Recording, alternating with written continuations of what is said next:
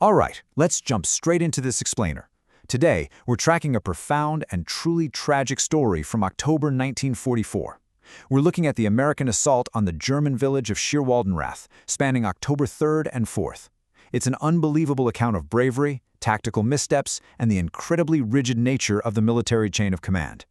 We have to start with this really grim reality. The 29th Division commander, General Gerhardt, demanded that Schierwaldenrath be taken. In the military, duty often completely overrides logic, and this famous quote from Tennyson perfectly captures the situation we're about to explore. An ill-advised assault was ordered, and the men on the ground had absolutely no choice but to carry it out.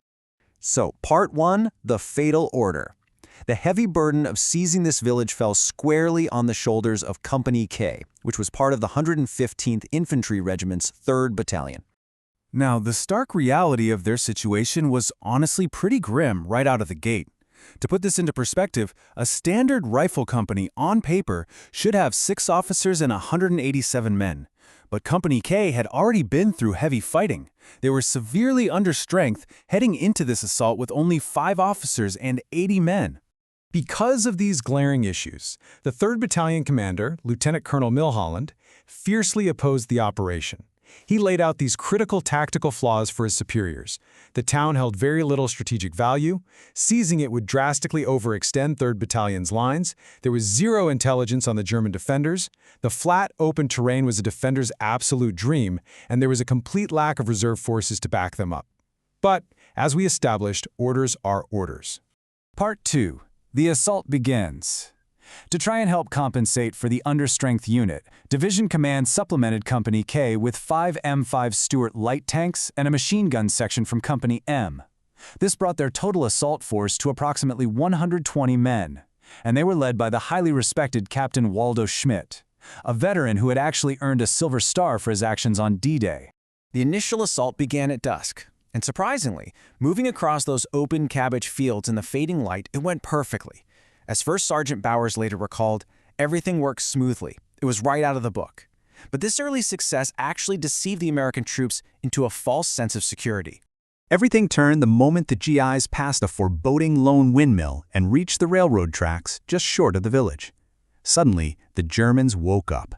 The American troops were instantly hit with a massive barrage of heavy artillery, mortar, and small arms fire.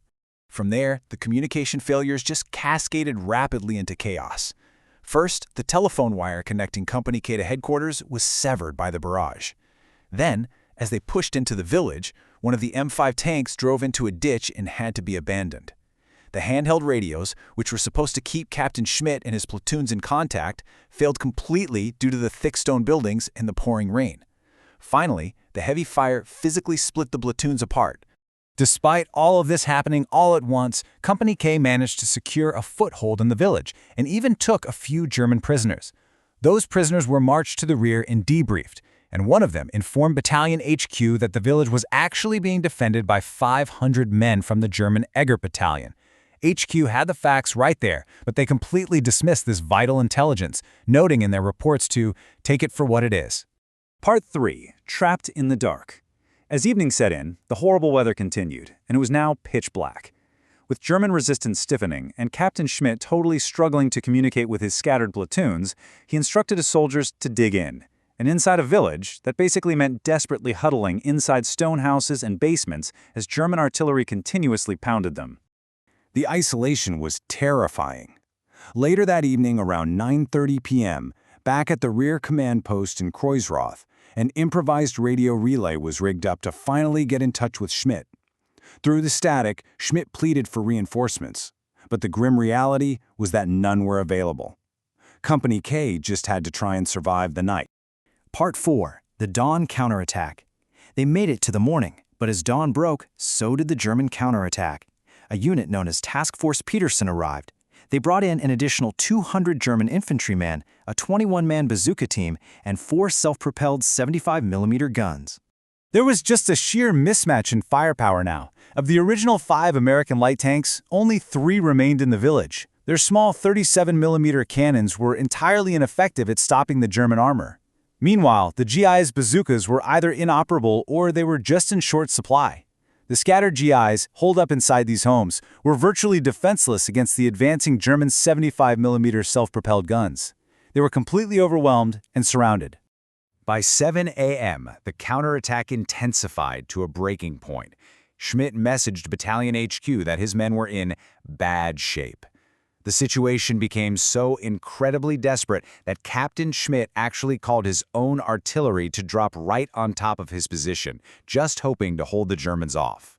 At 8 a.m., Schmidt radioed his commander. "I need men and I need tanks. What are your instructions?" Lieutenant Colonel Milholland replied with this pivotal message. "No, none available. I cannot order a withdrawal, but you are on the ground and I am not, and you will have to use your better judgment." You see, Milholland was attempting to give Schmidt a covert, unofficial green light to withdraw and save his company without explicitly breaking General Gerhardt's orders. Minutes later, Schmidt made one last plea. The battalion operations officer, Captain Taz, got on the radio and flatly urged Schmidt to take matters into his own hands and withdraw, telling him, "Orders be damned." But despite this huge effort to bypass the rigid commands of higher headquarters, Schmidt refused. As Taz later said, Schmidt was simply too good a soldier to go against his formal orders. Then the radios went silent. Part 5. A fighting finish. The brutal climax happened just moments after that silence. A German self-propelled gun rolled right up to the house where Captain Schmidt had his command post. It fired 2 rounds straight into the building.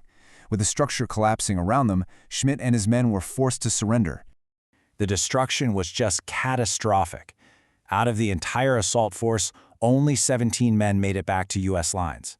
The rest were either killed or captured. Company K had effectively ceased to exist. But the tragedy didn't even end there for Captain Schmidt. While he and his men were being marched away as prisoners of war, an errant American artillery shell landed right among them, severely wounding Schmidt.